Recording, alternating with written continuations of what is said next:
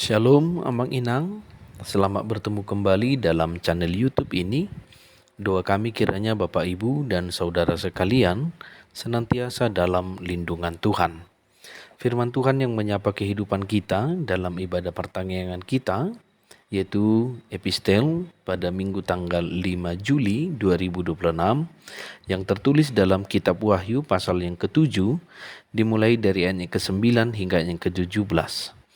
Tetapi sebelum kita mendengarkan firman-Nya, mari kita berdoa. Ya Tuhan, sumber hikmat dan pengertian, kiranya Engkaulah yang menuntun kami dalam mendengarkan firman-Mu, sehingga hidup kami boleh berkenan di hadapan-Mu. Amin.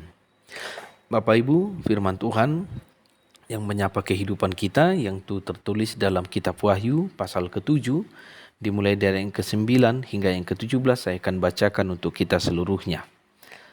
Kemudian daripada itu aku melihat, sesungguhnya suatu kumpulan besar orang banyak yang tidak dapat terhitung banyaknya dari segala bangsa dan suku dan kaum dan bahasa berdiri di hadapan takhta dan di hadapan anak domba, memakai jubah putih dan memegang daun-daun palem di tangan mereka.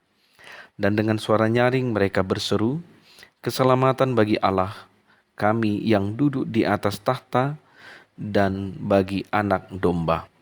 Dan semua malaikat berdiri mengelilingi takhta dan tua-tua dan keempat makhluk itu.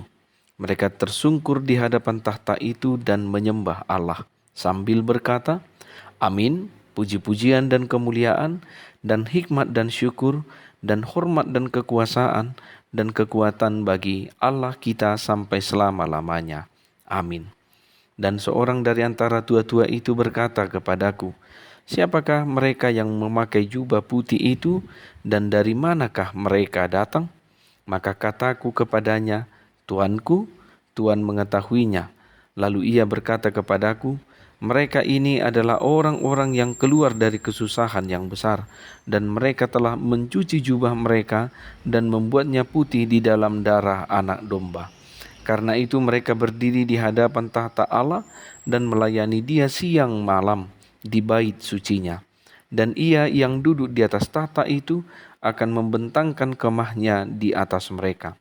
Mereka tidak akan menderita lapar dan dahaga lagi, dan matahari atau panas terik tidak akan menimpa mereka lagi. Sebab anak domba yang di tengah-tengah tahta itu akan menggembalakan mereka dan akan menuntun mereka ke mata air kehidupan. Dan Allah akan menghapus segala air mata dari mata mereka." Sampai di sana pembacaan firman Tuhan. Bapak Ibu, saudara-saudari yang terkasih, kalau kita boleh jujur, dunia tempat kita tinggal saat ini penuh dengan kotak-kotak pemisah. Manusia seringkali membeda-bedakan sesamanya berdasarkan suku, warna kulit, bahasa, jabatan, atau kaya dan miskin. Perbedaan ini tidak jarang menimbulkan jarak, prasangka, bahkan perpecahan.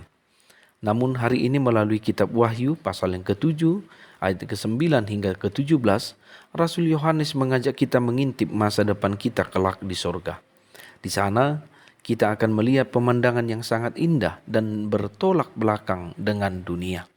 Kita akan melihat sebuah kehendak terbesar Allah, yaitu keselamatan bagi bangsa-bangsa. Oleh karena itu, mari kita belajar 3 kebenaran sederhana mengapa keselamatan itu luar biasa. Yang pertama, keselamatan itu terbuka untuk semua orang. Di ayat yang ke-9 dikatakan bahwa Yohanes melihat suatu kumpulan besar orang banyak yang tidak dapat dihitung banyaknya dari segala bangsa dan suku dan kaum dan bahasa. Ini adalah bukti mutlak bahwa rencana keselamatan Allah di bumi tidak akan pernah gagal. Seringkali ketika kita melihat pertumbuhan gereja yang lambat atau tantangan pekabaran Injil yang berat di dunia, membuat kita menjadi berkecil hati. Namun penglihatan ini memberikan jaminan bahwa pada akhirnya Injil akan menang. Dalam hal ini Allah menepati janjinya kepada Abraham di kitab Kejadian, yaitu Kejadian pasal ke-22 yang ke-17. Dikatakan bahwa keturunannya, yaitu secara rohani, akan menjadi sebanyak bintang di langit dan pasir di laut. Hal ini menandaskan bahwa keselamatan dari Tuhan itu bersifat universal dan inklusif, yaitu berlaku untuk seluruhnya dan terbuka bagi siapa saja tanpa membedakan latar belakangnya. Allah kita bukan milik satu kelompok atau satu suku ataupun satu negara saja. Dia adalah Allah atas seluruh bumi. Pintu surga terbuka lebar bagi siapa saja yang mau percaya. Artinya, jika Allah tidak membeda-bedakan manusia, kita pun sebagai anak-anaknya tidak boleh membeda-bedakan sesama. Sehingga di dalam gereja tidak boleh ada rasisme, kelompok, atau sikap merendahkan orang lain yang berbeda latar belakang. Kita semua sama-sama orang berdosa yang telah diselamatkan dan membutuhkan juru selamat. Yang kedua, Bapak Ibu, keselamatan hanya melalui darah Yesus. Yohanes dalam teks ini dikatakan melihat orang banyak itu memakai jubah putih. Ketika ditanya siapa mereka, salah seorang tua-tua di surga menjawab, mereka adalah orang-orang yang keluar dari kesusahan yang besar, yaitu dosa, dan mereka telah mencuci jubah mereka dan membuatnya putih di dalam darah anak domba. Secara logika manusia, mencuci pakaian dengan darah pasti akan membuat pakaian itu menjadi merah kotor. Namun secara rohani, darah Yesus yaitu anak domba Allah memiliki kuasa yang ajaib. Darahnya adalah satu-satunya yang mampu menyucikan dan memutihkan dosa-dosa kita yang merah seperti kermizi. Sebagaimana dikatakan dalam Yesaya 1 ayat 18, sekalipun dosamu merah seperti kermizi akan menjadi putih seperti salju. Sekalipun bermerah seperti kain kesumba akan menjadi putih seperti bulu domba. Artinya, meskipun orang-orang di surga berasal dari ribuan suku dan bahasa yang berbeda, cara mereka diselamatkan tetap sama, yaitu hanya melalui iman kepada pengorbanan Yesus di kayu salib. Hal ini mungkin boleh kita ilustrasikan dengan membayangkan jika ada seorang yang tangannya terkena noda tinta hitam yang sangat pekat. Ia mencoba mencucinya dengan air biasa, noda itu tidak hilang. Ia menggosokkannya dengan sabun, noda itu pun tetap berbekas. Lalu datang seorang membawa sebuah cairan pembersih khusus yang sangat bernilai. Begitu cairan itu diteteskan, seketika itu juga tangan orang tersebut menjadi bersih total tanpa noda. Dosa kita seperti noda pekat itu. Air penghapus dosa tidak bisa kita buat sendiri, yaitu amal dan kebaikan kita seperti sabun yang gagal menghilangkan noda. Tetapi pengorbanan Yesus di kayu salib, yaitu tetesan darahnya adalah satu-satunya pembersih sempurna yang menghapus seluruh dosa umat manusia dari segala bangsa. Oleh karena itu mari kita ingat bahwa keselamatan bukan dari kebaikan kita, bukan karena warisan orang tua, melainkan murni karena anugerah tebusan darah Yesus. Maka jangan mengandalkan kebaikan kita, tetapi bersyukurlah atas anugerah yang mahal dengan menghargai keselamatan itu dengan hidup menjaga kekudusan jubah iman kita setiap hari. Yang ketiga, Bapak Ibu, keselamatan membawa pemulihan total. Pada bagian penutup penglihatan ini, Rasul Yohanes memperlihatkan dampak langsung dari keselamatan yang diterima oleh umat Tuhan.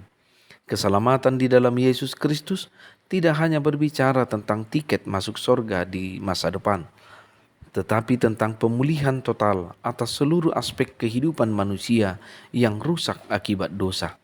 Mari kita bedah pemulihan total ini berdasarkan 3 pemulihan utama di dalam ayat 15 hingga yang ke-17. Yang pertama, pemulihan hubungan dengan Allah. Di ayat ke-15 dikatakan, karena itu mereka berdiri di hadapan tahta Allah dan melayani Dia siang malam di dalam bait sucinya, dan Dia yang duduk di atas tahta itu akan membentangkan kemahnya di atas mereka. Dosa warisan Adam telah mengusir manusia dari hadirat Allah. Hal ini boleh kita lihat dalam Kejadian 3.